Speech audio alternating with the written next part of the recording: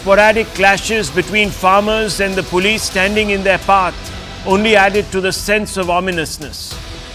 Here are a few reports filed by our correspondents from Shambhu border all across to the Shambhu border. Here farmers were ripping out sidings and other public utilities in frustration as their road to Delhi was littered by impregnable police defences erected in advance of the feared invasion. कोशिश की जा रही है और ਜਿਹੜੇ ਨੌਜਵਾਨ ਅੱਗੇ ਅੰਦਰ ਬੜੇ ਨੇ ਔਰ ਤੁਸੀਂ ਦੇਖੋ ਇਹ ਤਸਵੀਰਾਂ ਇਸ ਸਮੇਂ ਨਜ਼ਰ ਆ ਰਹੀਆਂ ਨੇ ਬੈਰੀਕੇਡ ਚੁੱਕ ਕੇ ਸੁੱਟਣ ਦੀ ਕੋਸ਼ਿਸ਼ ਕੀਤੀ ਜਾ ਰਹੀ ਹੈ ਔਰ ਹੰਝੂ ਗੈਸ ਦੇ ਗੋਲਿਆਂ ਦਾ ਵੀ ਇਸਤੇਮਾਲ ਕਰ ਦਿੱਤਾ ਗਿਆ ਹੰਝੂ ਗੈਸ ਦੇ ਗੋਲਿਆਂ ਦਾ ਇਸਤੇਮਾਲ ਕਰ ਦਿੱਤਾ ਗਿਆ ਆਪਣਾ ਤਾਂ ਇੱਕ ਵਾਰੀ ਜ਼ਰੂਰ ਮੱਚਦੀ ਹੋਈ ਨਜ਼ਰ ਆ ਸਕਦੀ ਹੈ ਔਰ ਇਸ ਸਮੇਂ ਦੀਆਂ ਤਸਵੀਰਾਂ ਤੁਹਾਨੂੰ ਦਿਖਾ ਰਹੇ ਹਾਂ ਹੰਝੂ ਗੈਸ ਦੇ ਗੋਲਿਆਂ ਦਾ ਇਸਤੇਮਾਲ ਕਰ ਦਿੱਤਾ ਗਿਆ ਹੰਝੂ ਗੈਸ ਦੇ ਗੋਲਿਆਂ ਦਾ ਇਸਤੇਮਾਲ ਕਰ ਦਿੱਤਾ ਗਿਆ ਗਗਨ ਇਹ ਤਸਵੀਰਾਂ ਬਿਲਕੁਲ ਕਿਉਂਕਿ ਸਥਿਤੀ ਇਸ ਤਰੀਕੇ ਦੀ ਹੋ ਰਹੀ ਸੀ ਕਿ ਅੱਗੇ ਵਧਣਾ ਉਹਨਾਂ ਨੇ ਸ਼ੁਰੂ ਕਰ ਦਿੱਤਾ ਸੀ ਇਸ ਕਰਕੇ ਹੰਝੂ ਗੈਸ ਦੇ ਗੋਲਿਆਂ ਦਾ ਇਸਤੇਮਾਲ ਕਰ ਦਿੱਤਾ ਗਿਆ ਔਰ ਤਸਵੀਰਾਂ ਅਸੀਂ ਆਪਣੇ ਦਰਸ਼ਕਾਂ ਤੱਕ ਪਹੁੰਚਾ ਰਹੇ ਹਾਂ बहुत बड़ी तादाद जड़े हंजू गैस के गोले छड़े गए ने एक बार फिर से टीयर गैस का इस्तेमाल देखिए यहाँ पर एक बार फिर से स्थिति भगदड़ वाली मचती हुई और भगदड़ वाली स्थिति बनती हुई शंभू बॉर्डर के ऊपर इस समय टीयर गैस का इस्तेमाल एक बार फिर से किया गया है और इस बार जो दिल्ली की तरफ से आने वाला रास्ता है उसके ऊपर ये टीयर गैस छोड़ी गई है भीड़ इकट्ठी होती है तो उसके बाद टीयर गैस अजय अगर थोड़ा हम पीछे हो पाए टीयर गैस काफी दूर तक इस बार फेंकी जा रही है काफी दूर तक टीयर गैस का असर प्रभाव हमें नजर आ सकता है और तस्वीरें अपने दर्शकों तक लाइव एक्सक्लूसिव इस समय तस्वीरें अपने दर्शकों तक पहुंचा रहे हैं कि क्या कुछ इस समय माहौल है यहाँ पर Hundreds of thousands of Delhiites looking to earn a living were totally thrown off course, stuck in massive traffic snarls as police checkpoints stalled smooth commuting.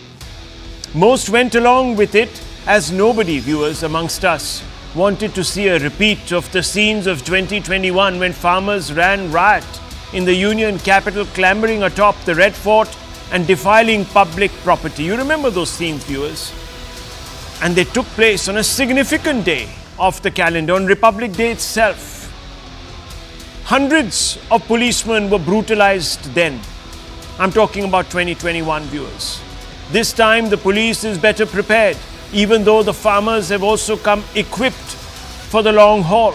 Here are some more reports. Arrangements are also being done at the Ghazipur border. You can see that many of the big vehicles, many of the big machineries are also being used to put a barricade as far as the prevention of the farmers are concerned in entering inside the national capital Delhi. So not just on this side, there is another side of the road as well which has been equally affected.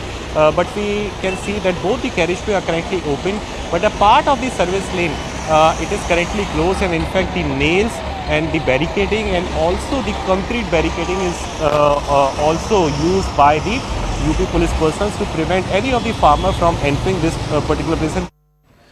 The trouble now, viewers, is that no one knows when the siege will lift. That's because there are no quick fixes available to address the long list of demands made by protesting farmer groups.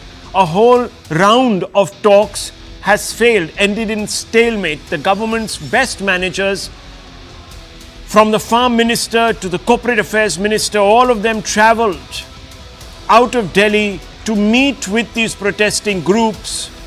But viewers, they refused to see reason. It is fair to say that some of the demands are fairly extortionate and also conveniently mirror the opposition's agenda.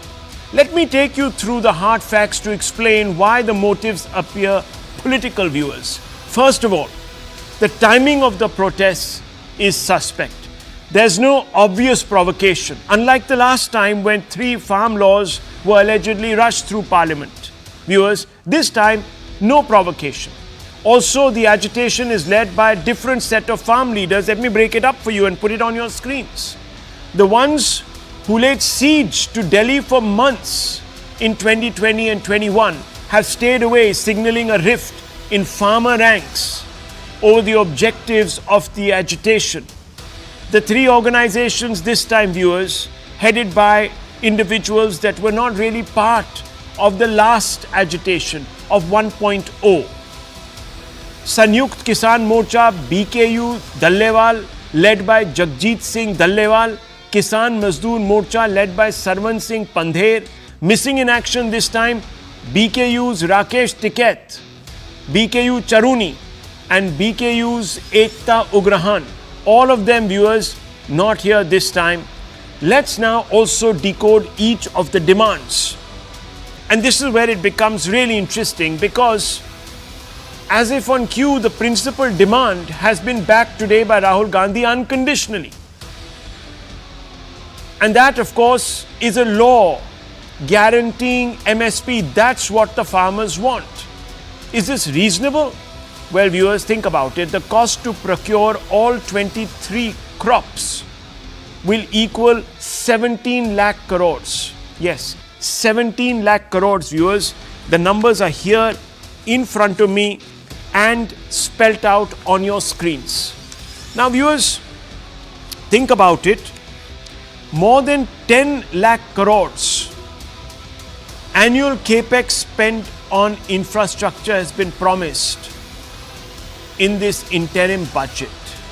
So, the total money needed for procuring the crops through a MSP law will be more than that allocated for expenditure on infrastructure. Yes, viewers. MSP payout at 2.23 lakh crores, up by 115% since 2013 and 2014. That's what the government has already put out there. 115% increase over 10 years of MSP payout. MSP on wheat is up by 62.5% from 2013-2014. MSP for paddy up by 66% from 2013-2014. Viewers, this leads us to conclude, and that's the take. The economists, all of them who are sensible, are warning against runaway inflation, food inflation.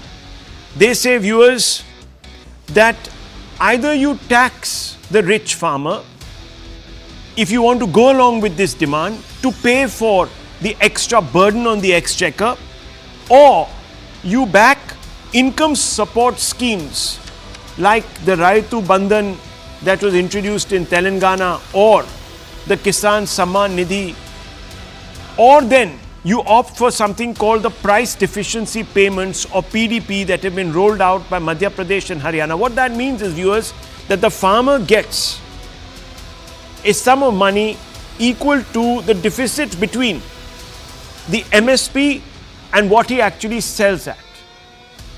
So that is covered. That loss will be covered by the government. That's what really is a PDP scheme. Viewers, then there is a demand for a full debt waiver for farmers and laborers, all told. Is this reasonable? Well, viewers, consider this. 52,000 crore debts were waived in 2008 for small farmers. But they didn't make a difference. Farmers continually fell into debt. Nonetheless, viewers, credit has been increased. Rural credit has been, agricultural credit has been increased 160% since 2013-2014 to 21.5 lakh crore. Huge amount of money. What's the take? Expedient quick fix this demand is, viewers. It is economically ruinous. Studies show waivers actually encourage people to use their loans for non-productive purposes in hope that there will be further loan waivers. They can always hit the streets, demand a loan waiver and go back to profligacy. It is only good money being thrown at bad money. Third demand, viewers, punishment for perpetrators of October 2021 Lakhimpur Kheri killings. Viewers, this is strange. It's like an out-of-syllabus demand. The matter is already before the Supreme Court. The prime accused is out on bail on the Supreme Court orders. The matter is being prosecuted. Viewers, anyone who thinks that justice is not being done, they are free to approach the courts for redressal. They're always open. Go. Why do you have to make this a sticking point? A fourth demand.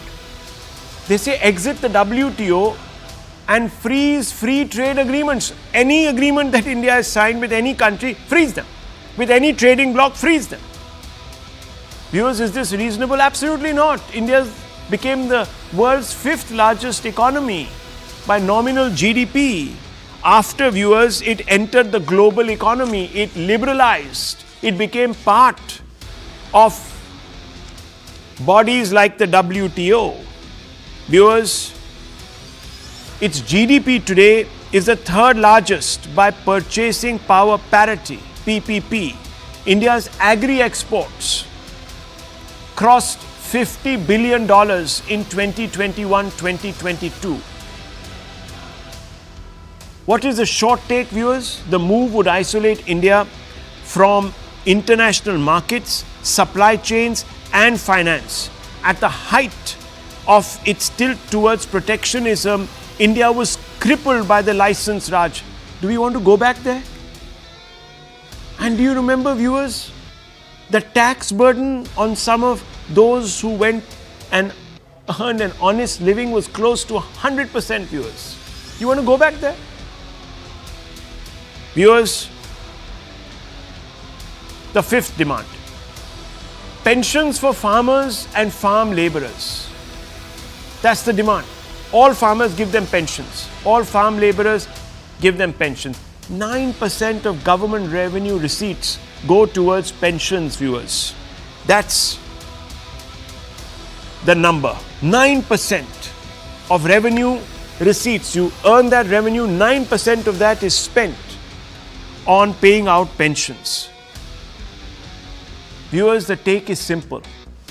This is untenable. It compromises development expenditure and fiscal consolidation targets. Both will go for a 6. States that have implemented the OPS, the old pension scheme, most of them Congress states, are finding it hard to sustain the payout. Viewers, let's look at demand 6. Increasing annual Manrega employment to 200 days from the current level of 100 days. Is this demand reasonable? Viewers, budget allocation will double to about 1.4 lakh crores. It's around 76,000 crores right now. It will double that. Income guarantee will alleviate rural distress. That is for sure. That's one of the reasons why, viewers, it is being paid up in these large numbers. In fact, the cover has been increased by the Modi government. Our simple take is this, that it's a reasonable demand with many employed in rural sector in the absence of rapid job growth in other sectors. Centre's coverage on Manrega has increased, which indicates need. It can be considered. You can have a conversation. But viewers, this is not the way. Certainly not the way. And this is not required to press claims. Let's open this up. Let's ask some basic questions. I want to first begin with viewers today, Abhijit Mitra Iyer. Abhijit Mitra Iyer, this is at least the bulk of the demands are unreasonable. And they look as if there is a political motive behind it. Do you see it that way? I mean, I've done a bit of an analysis myself. I've come to this conclusion. Maybe you differ. We both agree on the same thing, Rahul. You know, all the what were the demands the last time? That the farm laws be withdrawn, they were. Today, if you read half of what I'm hearing, they want free electricity on top of that. They want all their debts, more debts to be forgiven, even though you have Ashok Gulati's book going into the cyclic debt thing. Who is the money owed to? It is those same middlemen who are exploiting all of this. We saw the motorcade this morning, didn't you? Fortuners and XUV 700s and all of that. Nothing under 20-30 lakhs of rupees that these chaps are coming into in Delhi. Yeah. What do you expect from them? Next, let us be very clear about this. There has already been significant violence on the border. They've been going around destroying public infrastructure, which means this is not really about farm laws at all. This is my way or the highway. This will be shoved down our throats whether we like it or not. And the fact is, all of this is being encouraged. See, Sanjay Jha is laughing. I wonder if this is going to make him laugh even more. Please smile some more, Sanjay. Smile some more. You find this exciting. If you find it totally thrilling, no?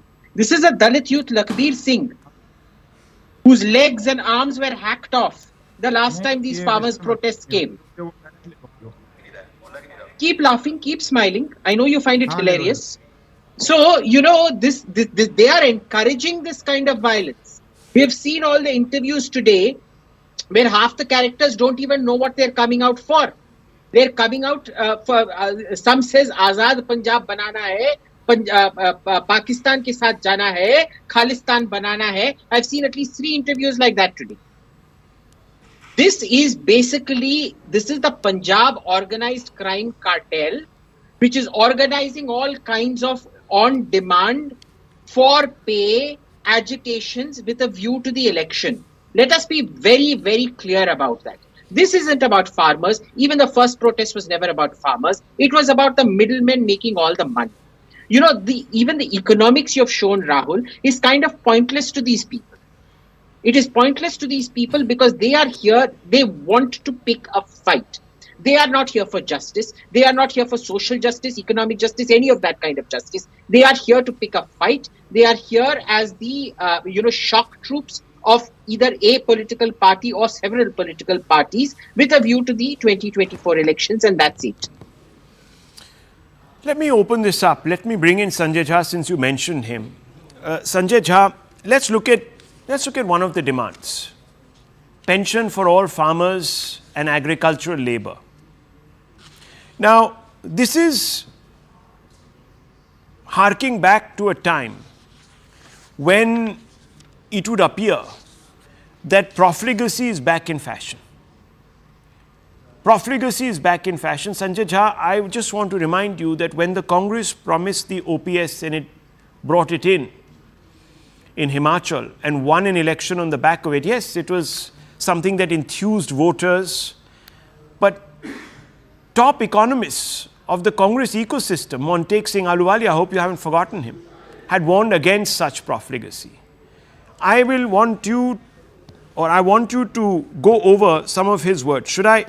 I'm sure you know, but if you want, I can repeat. Because that model was then adopted at another place also, in another state. I can't hear you. I think you might be on mute. I said I have my own views. I can express myself. Yeah, but I'm sure that you would agree that he's the more qualified individual between the two of you, given the fact absolutely. that he... Yes. I'm a huge fan of Montek. Absolutely. Yeah. So he said, reviving old pension scheme, a bankruptcy recipe. Here, we are going to find pensions or a demand for pensions for farmers for life, and could possibly open competing demands from other sectors also. Mm-hmm. I mean, do you think this is tenable? Okay, Rahul, I'm assuming the question is asked to me, and I hope you will not interrupt me at all if you want to have a meaningful conversation. Mr. Iyer Mitra was trying to, make certain sarcastic observations. I don't think he even knows how many farmers or farm labor died in the year 2022, 23, 21. Does he have it? Let me ask him. आपको मालूम है कितने लोगों की मृत्यु हुई, कितने लोगों ने आत्महत्या की? या आप उसको बताना नहीं चाहते हैं? नहीं, आत्महत्या किस लिए किया? This is the thing, Sanjay Jha. You are the one that created that entire debt crisis. Chakradhari loan क्या होता है? पता है तुमको? Hello, you were the one that asked me. You asked me this. Now have the guts to listen to the answer. जरा खत्म करने दो. No, listen to the response. तू क्या करेगा? No, एक minute. No, please, let's not. खत्म करने दीजिए Rahul ji. Okay, now let you asked him a question. Sanjay Jha, you asked him a question. जरा मैं पूरा No, but you asked him a question. You don't want the answer. नहीं.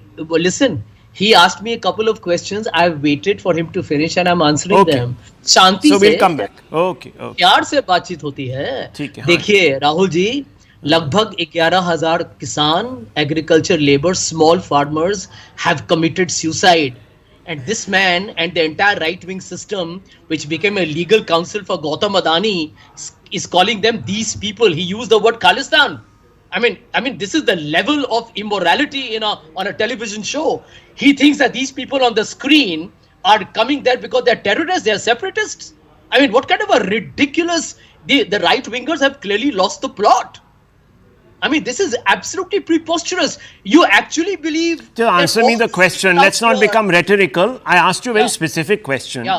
On the matter of pension. Look, hang on, just a minute. I just want to come in. No, 1 second, please. You're just talking rhetorically. I'm asking you a simple question, sir. You can take it out with, what's his name, Mr. Iyer Mitra off the show. Please do your little banter off the show. Go on Twitter. So then answer my question. Don't waste the time of the viewer. We are having a conversation, rise above everything. Forget about it. I'm asking you a simple question tonight. Pensions. Let's discuss that. Let's look at it. Look, I've been very fair. I've said yes, when they've asked for 200 days of Manrega, maybe there's a case for it. There is rural distress. And it's not as if farmers have been committed suicide as of yesterday or day before. You know what has been happening under... You know what has been happening. You know what has been... Excuse me. You know what has been happening under Congress governments for ages altogether. That's why we had the MS Swaminathan Commission. I mean, come on. Let's not pretend that we were all born in 2014. You know, you might have been suddenly alive to the prospects of a declining India after 2014, but we've seen a trajectory. We began at fragile 5 and today we are in top 5. So, you know, you can't argue with that. But nonetheless, Sanjay, just 1 minute. Pension is something that Montague Singh Ahluwalia in all its forms says, and let me just quote him, because why am I? मैं उनको quote कर रहा हूँ. I certainly share the view that this move is absurd. It's a recipe just for financial bankruptcy. Respond to Montague and tell him that he's wrong for the following reasons. Please go ahead. Yeah. Now, Rahul, do not interrupt me. Let me answer the question the way I deem fit, because I actually respect your audience. Whether I respect some of your panelists, I don't know. You talk about a great economy. Rahul Shiv Shankar, India in the last 10 years has grown by 5.9%, which is why the farmers are on the street, and the demographic dividend of the story of the young is dead and over. Do you know in the last 5 years since 2019, our GDP growth has been around 4%. That's why the farmers are on the street. Do you know the real income of the agriculture and the poor and the casual labor is actually gone down or is stagnant? That's why the farmers are on the street. I mean, how can you run away by, creating this avocado on toast and a guy whose eyes are bulging out because he's so obsessed with Adani's fortunes? That is not the kind of conversation we should have, although this is an English-speaking TV channel. Okay, so you made your point. Farmers, you vented your spleen. Of India's viewers, let me tell you. Farmers from one state are out on the streets from Punjab. Incorrect. No. Why? Incorrect. Now why? No, 1 second. Punjab, 1 second. Haryana, 1 second, sir. 1 second, please. 1 second, please. 1 second, please. All over the country, is it? The farmer unions themselves are from Punjab. The talks were held between the farmer unions and the centre's representatives in Chandigarh, not in Chennai. Now, viewers, think about why. Who is propelling them? Why? I only looked at the demands. I haven't called them any names. I've only looked at their demands. I've done the math, and we have come out and put the math. Viewers, I have come out and put the math on the screens. I can't, listen, Sanjay Jha, you can accuse the panelists. You yourself have made all sorts of accusations against Adani, Modani, God alone knows what. You have a problem if he makes an accusation against some farmers. I really don't understand why we are even going down that little route, unless, of course, we don't have answers. And viewers, let me tell you, for the answers, specifically because I know we are not going to go very far, I brought in 2 experts, which we will speak to in precisely 8 minutes. Mr. Mehrotra, as also Gautam Chikarmani. I'll bring them in, because the rest, viewers, actually, the Sanjay Jhas and the Srivastavas are not going to give you facts. They're going to give you rhetoric. So we'll have the more informed, intellectual discussion with the people who really matter. Now, Ishkaran Bhandari, let's ask fundamentally, if these demands are so preposterous, why are they being made in this maximalist fashion?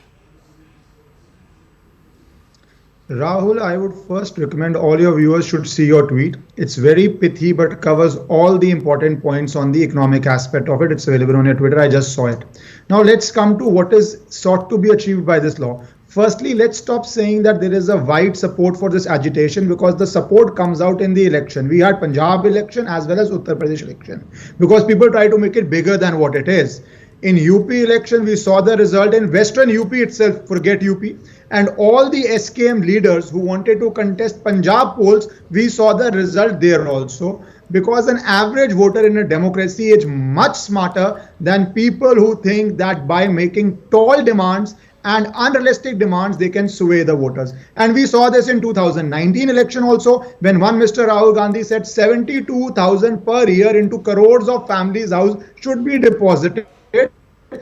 And we saw the result in 2019 also. On the old pension scheme, Himachal had other problems. Rajasthan was the pioneer state where Mr. Ashok Gehlot again lost. Because you can appeal to one interest by bringing a sum of money, but to allocate that sum of money, your total budget is fixed, your total expenditure is fixed. You will have to take it from every other part of the economy. That is economy 101. I would wish every Indian citizen gets 10,000 a month. Why only farmers? What about workers in industries? What about auto drivers? If we had the money, why 10,000? Why not 1 lakh rupees per month? But the budget has to be balanced.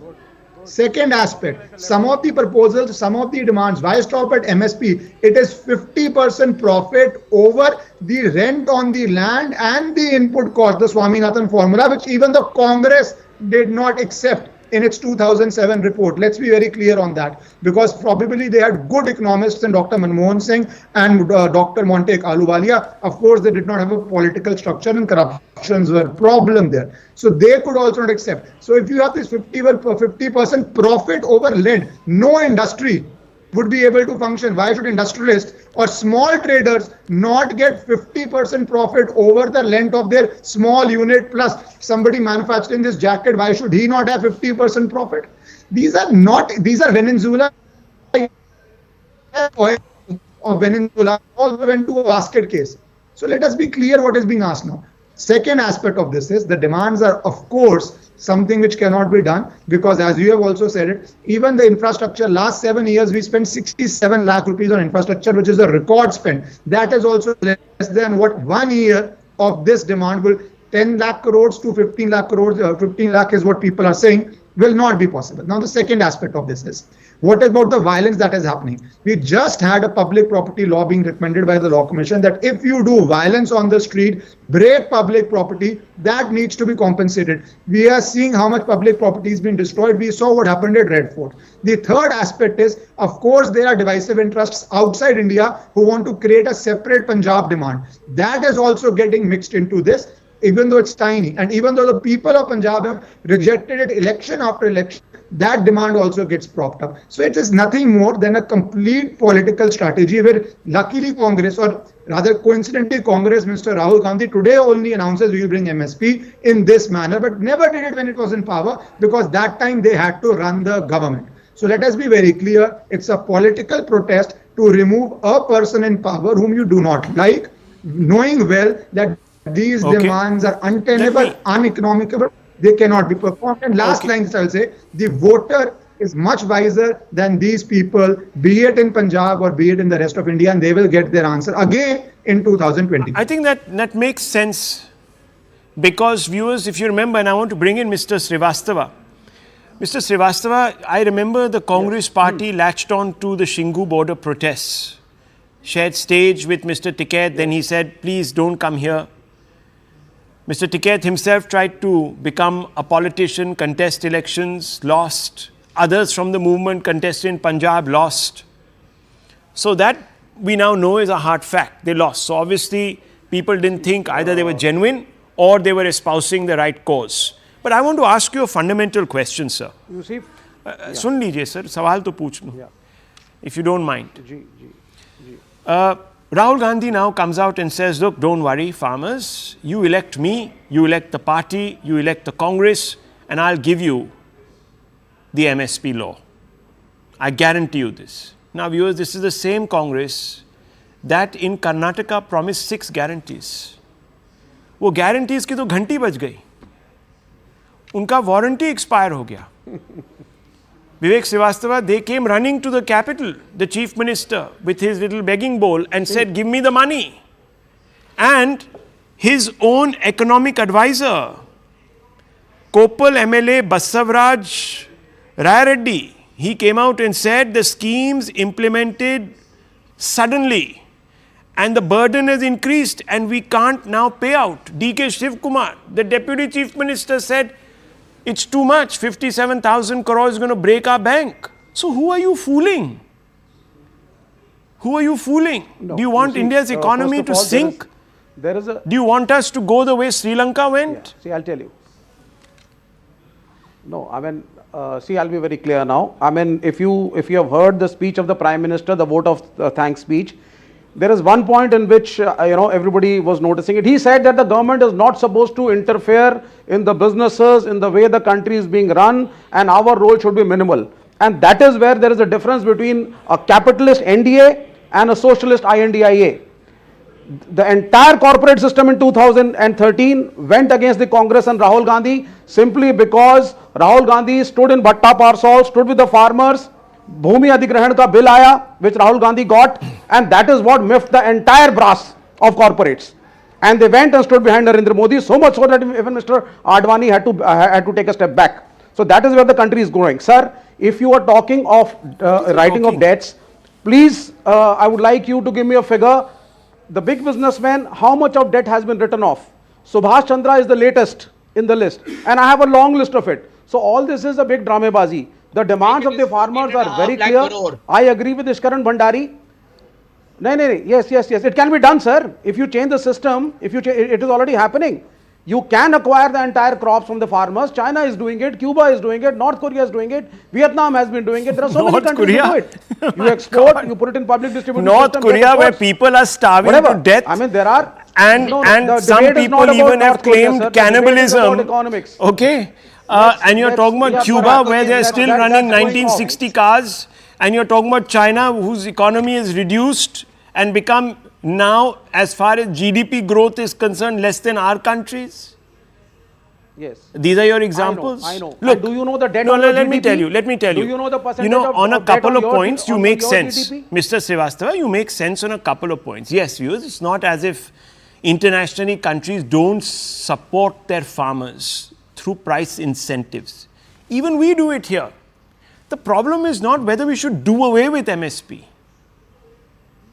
The problem is how much should we give? And can we bring in a law that makes it mandatory for offtake? That's where the problem is slightly more trickier not the problem. to address. If No you- one if is you- saying, no, hang on, just a minute. The government, and I've given you the statistics, viewers, has already increased MSP outgo year after year. In fact, we're at such a situation where the MSP driven procurement on certain crops, wheat and paddy, Tell us how much other the government crops. has procured. Excuse me, sir. Can you tell Excuse me how much just the let me government has procured? Listen, That is the you can fundamental yes, and where are you going to store it, my dear man? Excuse me, whose job is it to create distribution? Well, it and takes storage? time. Whose job is It's not that? going to happen overnight, and that's why the three farm laws. No, hang on. That's why the three. That's why the If three. you stop Oh your, my if you God. stop your, That's why the pro-corporate three move, farm job? laws if you were stop brought your in pro-corporate so that moves, private capital and you can. stop placating these Okay, big can you business stop houses? shouting, sir? Lot The of governments business that you are accusing of doing business with big capital are also the Kerala government run by your party, sir, with Mr. Adani. What do you think they are doing? Playing marbles with him? Write off loans. No, do you think they're We playing don't marbles write with off Mr. loans to Adani? corporates. Kanche We khelne don't unke sell saath. public Come on, sector banks. grow up, sir, And grow we are up. not going to Get your privatize facts public right. sector banks. Rajasthan The government, government has to control the economy. government signed a large government number of has to agreements with manage the Mr. market, sir. Adani. In fact, Mr. Gehlot, at the fag end of his tenure, forgettable tenure in office, guess what he said? Come, I want 16,000 crores from you. And it is not the only Congress government. Out in the east, Mamata Banerjee invited Mr. Adani and had him sit there and had him stand there and flag off the investment summit of Bengal. So viewers, listen. Viewers, there is a problem. There is a problem here. These people are being completely dilatory. I am talking facts, they are talking rhetoric. So therefore, viewers, let's go to the people who talk facts. Let me bring in Gautam Chikarmane, VP of the ORF, and also Santosh Mehrotra, senior economist. Now, viewers, there are views that stack up on both sides. There are certain people who say that, look, the MSP can be done. It won't be such an imposition. But viewers, there are others who say that if you have procurement by the government at a fixed cost year after year, it will push up the prices. Let's go across to both Gautam Chikarmane and Santosh Mehrotra. Let me first begin with you, Mr. Mehrotra. We've done some math. Some people say that there is logic, it can be done. Can you give us the math that you think makes it possible to have an MSP law in place? Can we hear those numbers from you? About to give you any such numbers because it's much more complicated than sort of just producing a number off the top of my hat. Let's look at the current situation. There are 23 crops. No, I understand that. I'm only asking you to do a feasibility study. We all understand that's all complicated, yes, but let's not patronize viewers. They're smart enough, they understand. So spell it out. Come on, let's do the math. So let me try and explain the situation as I understand it. There are 23 major crops on which the government announces a minimum support price, and only on 3 is it actually operationalized, and those are wheat, rice and sugarcane. For the rest, the government, neither of the states nor of the center has the wherewithal or the capacity to actually, even if it had the money, it would not have the physical capacity to store all of that. So MSP, legal guarantee, it's not entirely clear what exactly is the demand. Is it for all 23 crops? It should become a legal guarantee just as it is for wheat and rice and for sugar cane. And then the question will arise, is the government going to buy the entire crop? Presumably not. It is simply indicative to the market that this is going to be sort of a signal to the market that below this, perhaps the government will buy. But you know, when the government applied this particular kind of case in Maharashtra, that didn't work. So those who've thought long and hard about this matter have actually kept their wisdom. And the problem is also that the committee that was constituted, and that's what's sort of by the government, came 9 months after it was promised, and it has not submitted a report yet. So obviously it's not the easiest of things either for the government. Now, ultimately the point is that the farmers would like their productivity to rise, and if alternative to MSP, the government had consistently made public investment which would have raised productivity and therefore raised incomes, then it could have reduced the subsidies through fertilizers and the MSP. The cost of buying the food, the wheat, rice and wheat and rice in particular, plus the fertilizer subsidy actually breaks the back of the agriculture budget of the central government. So clearly you can't have both. What we have been suggesting since I was in the Planning Commission until 2014, we were saying, look, the MSP could be gradually raised, but slowly the subsidy, the fertilizer subsidy particularly, has to come down. Otherwise, the government doesn't have the fiscal capacity to engage in public investment, which would raise productivity and hence incomes. That's what the farmers should be looking for. So, in other words, they're not. So why are they not looking for it, and why are they going for a quick fix? Are they just being, obstructionist? No, I don't know. no. No, it's not that. It's not that they're being obstructionist. it would have been nice if there had been a discussion about this, an open discussion about this, both on the side of the government on the one hand and on the side of the farmers But on that the has other. been happening, sir. No, but Let us not blindside ourselves. I mean, there's been a committee, and that committee is pulling its hair out, trying to come up with a formula. It's not as if the government hasn't raised MSP. We all know that it has. At least it has shown the inclination. we know that So the then- issues are, as I tried to suggest to you, Rahul, the issues are relatively complicated. And they are So not going now, to go. therefore, viewers, therefore, that the QED here is, then what has prompted these farmers to march out suddenly, 2 months before an election? They also know this is complicated. This is not happening, viewers, because of desperation. Because that same problem existed a year back, a year before that, a year before that.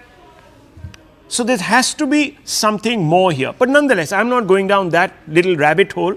I want to bring in Gautam Chikarmane. Gautam Chikarmane, look, some people have put a number to the MSP, how much the government needs to pay out. They say, look, it can't be 17,000 crores. It can be much lower, 10,000, 8,000. Some even suggested 7,000 crores will be enough year on year. But maybe there are other ways of going about this.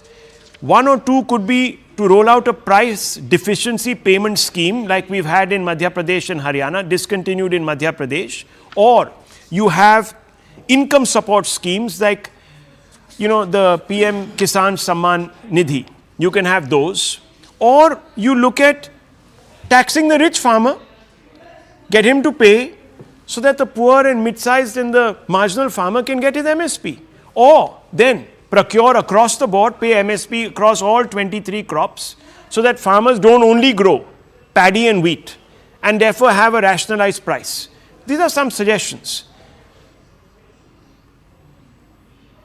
Yeah, Rahul, this has become far more complicated than just an economic issue. I am gradually looking at this as the weaponization of an economic issue turned into an internal security issue. Like you just mentioned a few minutes ago, the timing is suspect. And when the government is under pressure, with elections looming barely a couple of months away ahead, it is very difficult to negotiate any rational answer, as Dr. Mehrotra was just saying. I agree with Dr. Mehrotra, by the way. The economics is very, very complex. But I think if we just step back, to me, this looks like an economic time bomb. The way the pensions used to be in 2000, in early 2000s, the defined benefits pensions, which was fixed through the NPS. It looks that because there was a time bomb ticking.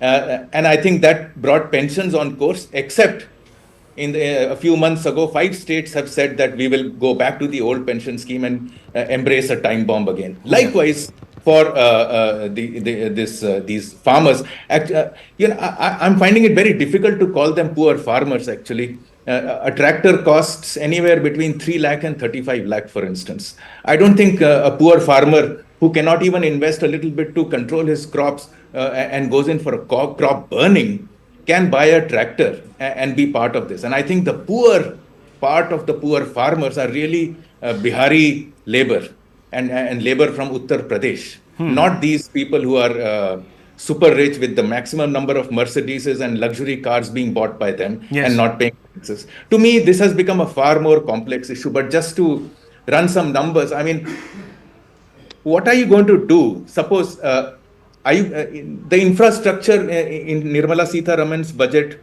was 11 lakh, broadly 11 lakh crore, 11.1 lakh crore. And the additional demands by the farmers is adding up to around 10 lakh crore. This is another estimate. Now, are you going to say that let's stop infrastructure and give this money to farmers? I don't know whether that's the right thing. And at 12.5 lakh crore, this becomes 26% of the budget. Is that even rational? I don't think so. No. These are all rhetorical questions. We know that there is something far more sinister than far more sinister demand, rather than an economic demand. Okay, far more sinister. All out here, and I don't. And most important, just allow me to finish this one more line.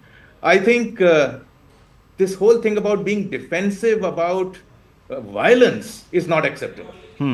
Protesting is a right, and every Indian will support that protest. Violence has consequences, and it must have consequences. Last time in CAA, in the farm law agitation, we saw no consequences. Yeah. On the contrary, some of the hard policies were taken back. If this becomes another violent incident, and there is no consequence, I'm afraid you are sending a very wrong message to the rest of us. Absolutely. Imagine, viewers, the precedent. Everyone who thinks they have a grievance will land up, lay siege, come armed, overwhelm the state, destroy public property, get away with it. This is not the way, viewers. This is really not the way. And those people who are defending, those political party and those vested interests that are behind these people are actually selling our nation down the toilet, viewers. There's no other way of looking at it. I'll take a very short break. Prime Minister Modi going to be entering the big stage in Abu Dhabi. We come right back to that. We'll be connecting to the reporter on the ground and getting a sense of the mood.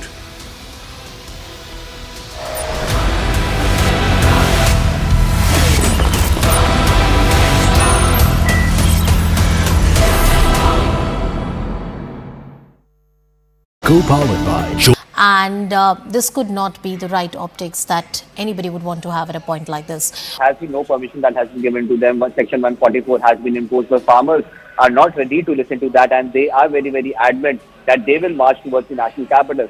Yes, they have moved ahead from the first barricade, but yes, the road ahead is not going to be very, very easy for these farmers, because I'll just try and show you in the visuals over here. These are the kind of preparations that have already been made over here. Fresh concrete has just been thrown in. There are several other barricades that have been put in place. Once the information comes in that the farmers are getting anywhere close to the Shambhu border, all these barricades would be pulled in. On the other hand, you can see these fresh barbed wires that have been brought in. These barbed wires are now being placed atop these barricades, making sure that the entire border out here in the national capital is absolutely fortified.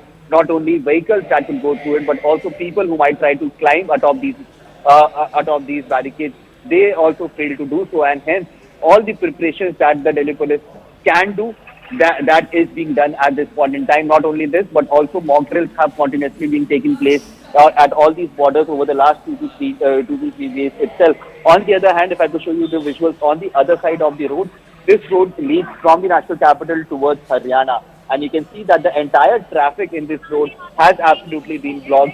Heavy machineries have been brought in to pour in concrete between these barricades, so that a fortified wall could be made, making sure that either side of the road is absolutely blocked for any person who might try to cross into. Yes, in the national capital as well, over the next 1 month, Section 144 has been imposed. But yes, the farmers are not ready to understand that, and they are trying to make sure that they enter the national capital, and hence we are seeing that such brute use of force that could be applied by the Delhi police, and the entire action plan is now ready. What remains to be seen that from Shambhu border, this area is actually just 150 to 200 kilometers away, which might take somewhere around 3 to 4 hours for the farmers to reach over here through the road of the highway. Once they reach over here, how will the Delhi police manage the situation this time around? Will the farmers be allowed to sit at the borders? What we saw happening in the year 2022-2021, will the same transpire this time around? Or is there a better plan for the government and for the local police as well to make sure that farmers do not sit over here? Because remember, the last time around when it happened, it had created a lot of issues, not only for the commuters, but for the industries that are in this area, because remember, this is an industrial area, and last time around the businessmen and the local people had to face a lot of issues because of these protests and the manner in which the farmers sat over here for more than an year. But this time around, what the locals are praying for at this point in time is that farmers do not sit in over here, and the manner in which the traffic stars that you can see over here has already started. this is likely to continue Okay. over the next few hours as well, and that is the Anshul, reason why stay the with us on the advisory has come. broadcast. Anshul, stay with us on the broadcast. I'll cut across to my colleague Anvit as well. He is with us on the show. Anvit, give us a sense about different borders of the national capital. The Tikri border, of course, is one border where the last time the farmers were on a sit-in. We're playing out those visuals from the Shambhu border specifically, where the barricades were broken. There was a clash between the farmers and the authorities who were present there. There are tear gas shells that were fired, mild lathi charge that was resorted to. What is the plan of action you sense from the authorities? See, there are three main borders that are currently being watched closely by the police. One is Ghazipur border that connects UP to Delhi. Last time also farmers from UP, Muzaffarpur, Meerut area had come over there and had blocked the entire highway, the elevated road highway. Other two highways are Singhu border, which is the Delhi Karnal border, and one is Tikri border where I am standing, which is Jhajjar and Tikri border, Delhi border. You can see there a board of welcome to Haryana says, because that is where Haryana the boundary of Haryana begins, and that is the Jhajjar administrative area. We are in Tikri. The precaution that the Delhi police have taken, see, it's not just Delhi police that is on ground right now. Rapid Action Force have also been called in. CAPF's armed commandos have been called in. Police are ready in anti-riot gear. Tear gas shells are here. All the arrangements have been done. In fact, water cannon has also been called in, and all these containers that you see that have been parked on either side of the road, they are also, police say, will be used once farmers come here, because farmers come in thousands of tractors as we saw last time, and that is what makes the situation difficult for the police, because stopping the tractor, we saw when they took control of Red Fort last time, and they had entered Red Fort, it was a complete mayhem on the streets of Delhi, and how one of the tractors turned turtle and a farmer died in that.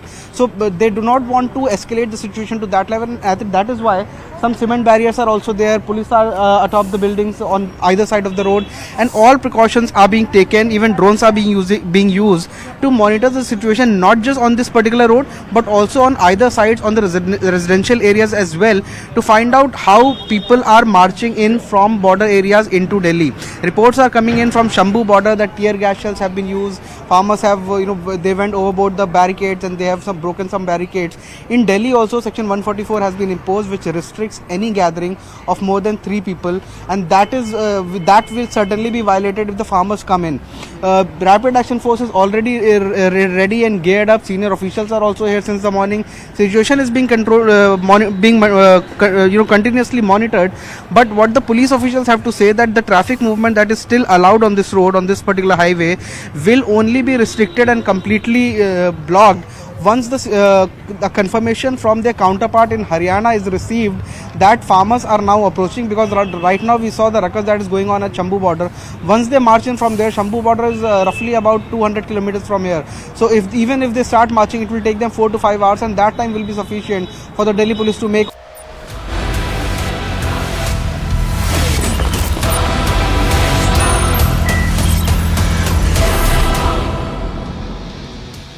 In views in just about 10 minutes, the Prime Minister will address the Indian diaspora at the Ehlan Modi event at the Zayed Stadium in Abu Dhabi, and tomorrow he will inaugurate UAE's first Hindu temple. Ties between the Gulf, specifically the Emirates and India, deepening, widening. Let's quickly go across to Mr. Brahma Chileni and Siddhant, who finds himself on the ground. Mr. Chileni, very quickly to you. Ties with the Gulf have deepened. What is the reason for this transformation under Mr. Modi? That's a very good question, because given the fact that Modi has been accused in the Western media of promoting a pro-Hindu nationalist agenda, it is fascinating that under his leadership, India's relations with the Gulf states have significantly improved. Now, with the UAE, he has built a very solid relationship.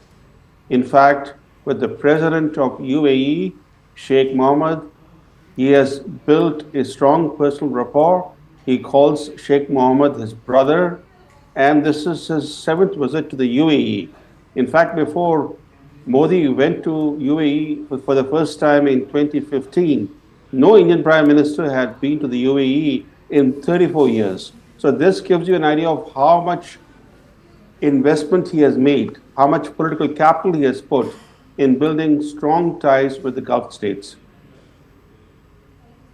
Wonderful. Let me go straight across to Zayed Stadium, where we are joined by Siddhant Mishra. Siddhant, I've been seeing you having a great time amongst the diaspora. The Prime Minister has just tweeted, incredibly honored, he said, by the warm welcome from the Indian community in Abu Dhabi today. The vibrancy of our diaspora never ceases to amaze me. What's the mood like? I'm sure it's electric. What are they looking forward to? Well, Rahul, that's absolutely right. The atmosphere here at Zayed Stadium is electrifying, and perhaps we have been told, Rahul, that more than 45,000 people are going to attend today's address of Prime Minister. In fact, behind me, Rahul, I don't know whether I'm able to establish or not. You can see sea of people, packed, fully packed Zayed Stadium is what we are witnessing today, and we can expect Prime Minister to arrive any time from now. Right now, Rahul, the music has been paused, has been stopped because it's a prayer time in UAE. Otherwise, the events are going on here since 3 p.m. In the evening, and there were a lot of cultural programs, and a lot of people from diaspora participated. Now, after the prayer time will get over, the cultural program will resume, and post that we can expect Prime Minister Modi to come and address the diaspora. Also, Rahul, interestingly, today Prime Minister Modi thanked the President Al Nahyan and thanked him for providing land for the BAPS temple, also for the support of the government of UAE for such a grand and massive diaspora event. Rahul, trust me, this is perhaps one of the largest and the biggest diaspora that Prime Minister has ever done in last 10 years of his tenure. Right. And sea of people. In fact, Rahul, I've also been told that there is a slow traffic that one can witness on Sheikh Zayed Road, the road which connects Dubai to Abu Dhabi, because a lot of people are coming towards Zayed Stadium. So that is the situation here on ground around. That's wonderful to see. I mean, we can hear the buzz. It's a stadium, chock-a-block, and they're there to watch the MVP, the most valuable player, that goes out there and champions India's soft power as well as hard power.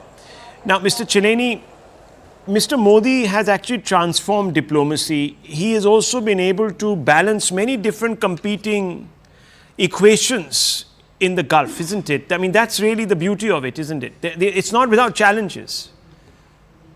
You're absolutely right, Rahul. What he has done is that he has used personal equations to make Indian diplomacy more dynamic, more forward-looking, and more productive in terms of results. For example, in international relations theory, you normally read about how cold calculations of national interest are central to inter-country relations. But Modi is showing how personal chemistry with other leaders is an equally, if not a more important factor. That has helped to transform India's relations with several countries in the Gulf. The UAE is one example, Saudi Arabia is another example, Oman is another good example. How under Modi, India's relations with these countries that were earlier considered in New Delhi to be too ultra-orthodox, how those relations have improved dramatically in a short period of time. Well, it's also very interesting, viewers, because at one time we were competing with Pakistan for the attention of the UAE bloc. And today I think it's become completely different. The dynamic has changed. Pakistan has fallen off the priority list. Fair to say, Mr. Chileni? Absolutely right. The fact, as Nawaz Sharif, who might become the Prime Minister of Pakistan again, said a couple of months ago, he said India has reached the moon, while Pakistan has still to take off from the ground. Pakistan is stuck. It's sinking in a deep hole. It is in a mess economically, politically. Its future is uncertain. The very future of Pakistan is at a crossroads. In comparison, India is a booming economy. India is a dynamic country. India India's geopolitical weight is rising. Absolutely. No international conference can be held now without India's participation. Absolutely. And let's not forget, the UAE also realizes that its own energy security that sort of is based on carbon products is also finite. So they need to transform their own economy into something different, and that's where India does step in. Now, very quickly, Siddhant, when's the Prime Minister due? The moment's almost upon us. We're going to be joined by Anand Narasimhan also to take this forward, but give us a quick overview. Open your screen out if possible. Well, yes, that's right, Rahul. So we are getting some sort of hints from the teams, the organizers, that Prime Minister can arrive any time from now. In fact, the last minute preparations are underway. In fact, Rahul, behind me you can see Vedata Studios. You can see the sea of people, Rahul. They have come from different Emirates here in UAE, Rahul. Some have come from Ajman, Sharjah, Abu Dhabi. And they all are chanting Har Ghar Modi, Ghar Ghar Modi, Alhan Modi, Swagatam Modi. So that's the mood is like here on ground. And there you see, Rahul, the chants and the excitement here in people. Because of the prayer times, the music has been stopped for some time. Also, Rahul, a very last thing I would like to mention here. Yesterday, I interviewed UAE Ambassador to India, Mr. Abdul Nar Al Shali, and what he told me is very interesting. So he requested for a pass for one of his contacts, but he couldn't get because event is already oversubscribed. So that's the level of event excitement. Is oversubscribed, and I remember. Here Let me go across to Anand Narasimhan. You were there in Australia, that first visit, weren't you? Anand, I remember you reporting from there. And you've experienced this firsthand. What's it like? Well, it's magical. And we have to say, as I say, thank you, Rahul. And as we are waiting, the energy is electric. There have been some phenomenal performances also, which I witnessed when I was in Sydney. The Prime Minister himself is magical. And there